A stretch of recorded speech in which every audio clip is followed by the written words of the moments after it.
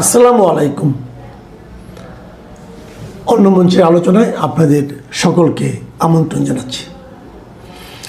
আজ আমাদের সঙ্গে আমন্ত্রিত অতিথি হিসেবে আছেন। আজকের এপিসোডটি চট্টগ্রাম নিয়ে, পার্বত্য চট্টগ্রাম। এটি অত্যন্ত গুরুত্বপূর্ণ এবং সংবেদনশীল বিষয়, কারণ আজ আমরা আলোচনা করব বাংলাদেশের একটি অত্যন্ত কৌশলগত অঞ্চল পার্বত্য চট্টগ্রাম নিয়ে। অনুরোধ জানিয়ে রাখি, আপনারা আপনাদের মতামত কমেন্ট করে অবশ্যই জানাবেন এবং চ্যানেল সাবস্ক্রাইব করে পাশে থাকবেন। অশান্তির পথে পার্বত্য চট্টগ্রাম। গত কয়েকদিনে ঘটেছে এবং ঘটছে অস্বাভাবিক কিছু ঘটনা। পার্বত্য চট্টগ্রাম বিষয়ক মন্ত্রী দীপেন দেওয়ান মাত্র 3.5 মাসের মধ্যে পদত্যাগ করেছেন। সরকারিভাবে বলা হচ্ছে শারীরিক অসুস্থতা, কিন্তু রাজনৈতিক মহলে আলোচনা অন্যদিকে। কেউ শারীরিক অসুস্থতার কথা বিশ্বাস করছেন না। আজকের এই এপিসোডে আমরা দেখব পার্বত্য চট্টগ্রামের ইতিহাস কি, শান্তি চুক্তি কিভাবে হলো, কেন আবার অশান্তি ফিরে এলো এবং এই সমস্যার প্রতিক্রিয়া কি হতে পারে ভারতের পক্ষ থেকে। প্রথমে আসি ইতিহাসের দিকে। অবশ্যই জানতে হবে পার্বত্য চট্টগ্রামের অশান্তির মূল সূত্রপাত কবে থেকে। 1975 সাল থেকে 1981 সাল পর্যন্ত বাংলাদেশের রাষ্ট্রপতি ছিলেন জিয়াউর রহমান। তার আমলেই পার্বত্য চট্টগ্রামে একটি বিতর্কিত নীতি চালু করা হয়, যা নাগরিকরা বলে থাকেন নিরাপত্তা চশমার নীতি।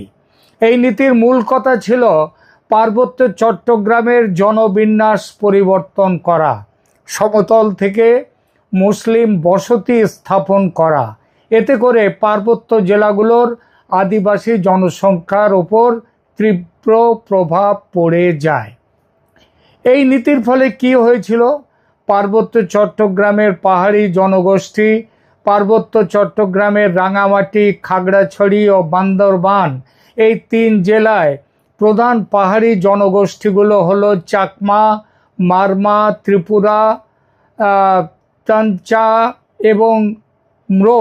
এই অঞ্চলে ছোট বড় মিলিয়ে মোট 13টি আদিবাসী বা নৃগোষ্ঠী সম্প্রদায় বসবাস করে।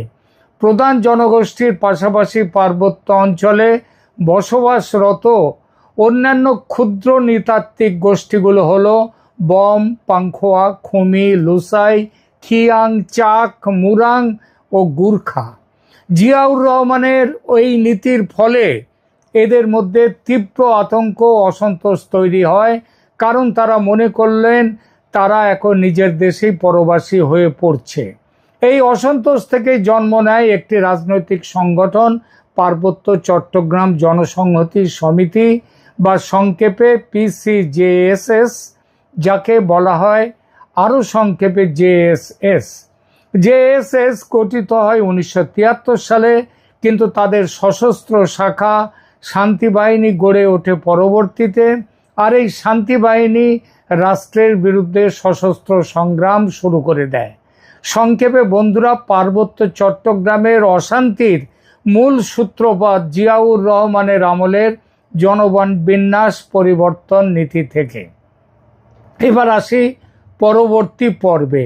1997 সাল, তখন বাংলাদেশের প্রধানমন্ত্রী শেখ হাসিনা। 1997 সালের 2রা ডিসেম্বর শেখ হাসিনার সরকার এবং JSS এর মধ্যে স্বাক্ষরিত হয় পার্বত্য চট্টগ্রাম শান্তি চুক্তি। এই চুক্তির মূল উদ্দেশ্য কি ছিল? পার্বত্য অঞ্চলে দীর্ঘ 19 বছর ধরে চলা সশস্ত্র সংঘাতের অবসান ঘটানো, পাহাড়ি জনগোষ্ঠীর অধিকার স্বীকার করে নেয়া, আঞ্চলিক পরিষদ গঠন করা। চুক্তিতে মোট 72টি ধারা ছিল। এগুলোর মধ্যে ছিল আঞ্চলিক পরিষদ গঠন, ভূমি অধিকার, সাংস্কৃতিক অধিকার, স্থানীয় প্রশাসনিক ক্ষমতা প্রদান এবং সশস্ত্র সংগঠনগুলোর আত্মসমর্পণ। চুক্তির পর কি হয়েছিল? JSS এবং অন্যান্য সশস্ত্র সংগঠনগুলো তাদের আত্মসমর্পণ করে এবং তাদের অস্ত্র সমর্পণও করে। সংঘাত বন্ধ হয়, পার্বত্য অঞ্চলে তুলনামূলক শান্তি ফিরে আসে। এবার আসি বর্তমানে। 2009 জানুয়ারি থেকে 2024 5ই আগস্ট পর্যন্ত প্রায় 15 বছর আওয়ামী লীগ ক্ষমতায় ছিল। এই 15 বছরে পার্বত্য চট্টগ্রামে কি হয়েছিল? প্রথমত, বড় কোনো সশস্ত্র সংঘাত হয়নি। চুক্তির পরবর্তীকালে পার্বত্য অঞ্চলে তুলনামূলক শান্তি বজায় ছিল। দ্বিতীয়ত, চুক্তির 72টি ধারার 69টি বাস্তবায়িত হয়েছে বলে সরকার দাবি করেছিল এবং সরকারের এই দাবির বড় কোনো বিরোধিতা হয়নি। তৃতীয়ত, আঞ্চলিক পরিষদ গঠিত হয়, যদিও 25 বছর ধরে নির্দিষ্ট বিধিমালা ছাড়াই কাজ চলছে বলে সমালোচনাও ছিল, তবুও সেটা মন্দের ভালো ছিল। অন্তত মূলবাসীদের গ্রহণযোগ্য একটা ফোরাম ছিল। অর্থাৎ আওয়ামী লীগের আমলে পার্বত্য চট্টগ্রাম তুলনামূলকভাবে শান্ত ছিল, বড় কোনো অশান্তি হয়নি। চুক্তির অধিকাংশ ধারাও বাস্তবায়িত হয়েছিল। এবার আসি বর্তমান পরিস্থিতিতে। 2024 সালের 5ই আগস্ট শেখ হাসিনার সরকারের পতন হলো। তারপর যে অস্থায়ী সরকার গঠিত হয় সেটা মূলত মুসলিম মৌলবাদী শক্তির নেতৃত্বে। তারা আওয়ামী লীগ প্রশাসনের যে মূলবাসীদের সঙ্গে সমন্বয় রেখে চলার মানসিকতা ছিল, সেটা এই নতুন সরকারের সঙ্গে যারা ছিল তাদের ছিল না। ফলে একের পর এক দ্বন্দ্ব শুরু হয় প্রায় তৎক্ষণাৎ। অশান্তির ঘটনা ঘটতে থাকে। মোহাম্মদ ইউনূসের অন্তর্বর্তী সরকার ক্ষমতা গ্রহণের সময় থেকেই পার্বত্য চট্টগ্রামে নতুন করে অশান্তি শুরু হয়।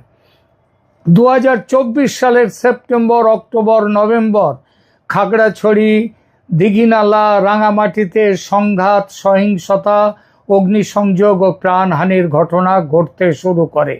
স্থানীয়দের দাবি, পার্বত্য শান্তি চুক্তির সঠিক বাস্তবায়ন না হলে এই অঞ্চলে স্থায়ী শান্তি আসবে না। যে শান্তি এসেছিল কিছুটা শেখ হাসিনার সময়, সেটা চলে যায়। এই অশান্তির সময়েই গঠিত হয় তারেক রহমানের নেতৃত্বাধীন বিএনপি সরকার।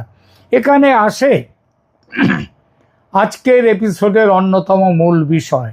সরকার গঠনের 3.5 মাসের মাথায় 1 জুন 2026, 3 দিন আগে পার্বত্য চট্টগ্রাম বিষয়ক মন্ত্রী দীপেন দেওয়ান পদত্যাগ করেন।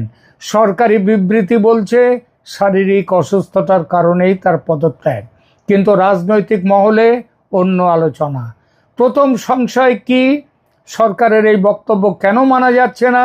কারণ দীপেন দেওয়ান পার্বত্য চুক্তির বাস্তবায়নে আন্তরিক ছিলেন।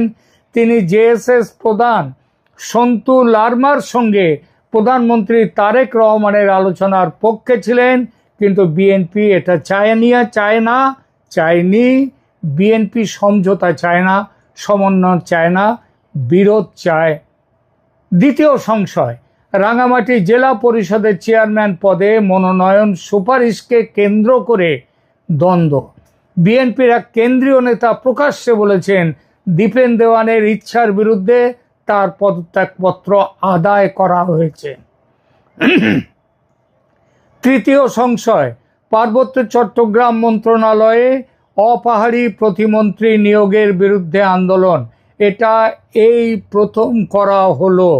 পার্বত্য চট্টগ্রাম চুক্তি বাস্তবায়ন আন্দোলন পক্ষ তারা দাবি করেছে অপাহাড়ি প্রতিমন্ত্রীকে প্রত্যাহার করে পাহাড়ি প্রতিমন্ত্রী নিয়োগ করতে হবে। সুতরাং বন্ধুরা, দীপেন দেওয়ানের পদত্যাগ কেবল ব্যক্তিগত সিদ্ধান্ত নয়, এটি বিএনপি সরকারের মূলবাসীদের বিরুদ্ধে সেই জিয়াউর রহমানের অবস্থানেরই বহিঃপ্রকাশ। বিএনপি ঐতিহাসিকভাবে মূলবাসীদের বিরুদ্ধে, আর তাই মন্ত্রীকে পদত্যাগে বাধ্য করা হলো। এই অভিযোগ আদৌ অমূলক নয়। এখন আসি সবচেয়ে গুরুত্বপূর্ণ অংশে। এই যে পার্বত্য চট্টগ্রামের এই যে অশান্তির আগুন জ্বলে উঠছে, এখানে ভারতের ভূমিকা কি হবে এবং ভারত কিভাবে এর প্রতিক্রিয়া দেবে বা করবে। পার্বত্য চট্টগ্রাম অশান্ত হলে ভারত সরাসরি প্রভাবিত হয়। কেন? প্রথম কারণ, পার্বত্য চট্টগ্রাম ভারতের ত্রিপুরা, মিজোরাম এবং আসাম রাজ্যের সঙ্গে সীমান্ত জুড়ে অবস্থিত। অস্থিরতা হলে তা সরাসরি ভারতের সীমান্ত নিরাপত্তাকে প্রভাবিত করে, সেই সঙ্গে উদ্বাস্তু ঢল প্রবাহিত হয় ভারতের দিকে। দ্বিতীয় কারণ, চট্টগ্রাম বন্দর এটি বাংলাদেশের সবচেয়ে বড় বন্দর। এই বন্দর বাংলাদেশে চীনের প্রবেশ পথ। বাংলাদেশ এই বন্দর নিয়ে ভারতকে অবিরাম ভয় দেখিয়েছে, গত প্রায় 2 বছর ব্ল্যাকমেল করেছে। মোহাম্মদ ইউনূস চীনে গিয়ে বলে এসেছিলেন, we are the garden of the ocean. চীনকে নিমন্ত্রণ দিয়েছিলেন, তোমরা এখন এই জায়গা দিয়ে বাংলাদেশে এসো, দখল করো ভারতের 7 সিস্টার্স। ভয় দেখায় বাংলাদেশ চীনকে দিয়ে শিলিগুড়ি করিডর বা ভারতের চিকেন স্নেককে বিচ্ছিন্ন করে 7 সিস্টার্সকে কেড়ে নেবে। অথচ বাংলাদেশের নিজের একটা নয়, দুটো চিকেন স্নেক আছে। এসেই কাঁচের ঘরে থেকে অন্যের ঘরে ঢিল মারতে নেই সেই গল্প। বাংলাদেশের চিকেন স্নেক দুটো, একটা উত্তরে আর একটা দক্ষিণে। দক্ষিণেরটা চট্টগ্রামের মুখে, ত্রিপুরা থেকে সমুদ্রের খুব কাছে, মাত্র 20 কিলোমিটার। কেটে দিলে পুরো চট্টগ্রাম বিচ্ছিন্ন। অসমের মুখ্যমন্ত্রী হিমন্ত বিশ্ব শর্মা বলেছেন, ভারতের নজর আছে বাংলাদেশের 2 চিকেন স্নেকের ওপরে। এই চিকেন স্নেক যদি কেটে যায়, অর্থাৎ যদি পার্বত্য চট্টগ্রামে অস্থিরতা হয় এবং চট্টগ্রাম বন্দর বন্ধ হয়ে যায়, তাহলে ভারত তার নিজের স্বার্থে এদিকে নজর দেবে। আর সেটা দিলে বাংলাদেশের খেল খতম, পয়সা হজম। পার্বত্য চট্টগ্রামের অস্থিরতা ভারতের জন্য গুরুতর হুমকি। 2 দেশের এখন যে সম্পর্ক, এবং সম্পর্ক যেভাবে ক্রমশ খারাপের দিকে চলেছে, তাতে ভারত যদি চট্টগ্রাম নিয়ে কোনো নির্ণায়ক পদক্ষেপ নেয়, তাহলে অবাক হওয়ার কিছু নেই। সুতরাং বন্ধুরা, ভারত পার্বত্য চট্টগ্রামের ঘটনাগুলো সতর্কভাবে পর্যবেক্ষণ করছে। আর অশান্তি যদি বাড়তে থাকে, ভারত ব্যবস্থা নিতে বাধ্য হতেও পারে, এবং সেটা করবার জন্য ভারত তৈরি। ভারত ত্রিপুরা থেকে সমুদ্র অবধি মাত্র 20 কিলোমিটারের দখল নিলেই পুরো চট্টগ্রাম বিচ্ছিন্ন। গার্ডিয়ান অফ ওশান তখন দেশ ছেড়ে বেরোবার পথ পাবেন না। তারেক রহমানের মনে রাখা উচিত, ভারত এখন আর নরম সরম রাষ্ট্র নয়, ব্যানানা স্টেট নয়। তার প্রমাণ অপারেশন সিন্দুর। ঘর মে ঘুষকে মারেঙ্গে, মোদি বলেছেন, এবং তা করেছেন কাজে। সুতরাং পার্বত্য চট্টগ্রামে আগুন লাগাবার আগে তারেক রহমান ও তার জামাতি বন্ধুরা একবার নয় 10 বার ভাবুন। মনে রাখবেন, ভারত কিন্তু নজর রেখেছে। মিস অ্যাডভেঞ্চার কিন্তু অনেক সময় অনেক মূল্য আদায় করে। ইতিহাসে তার অনেক উদাহরণ আছে, তাই নাকি? ধন্যবাদ।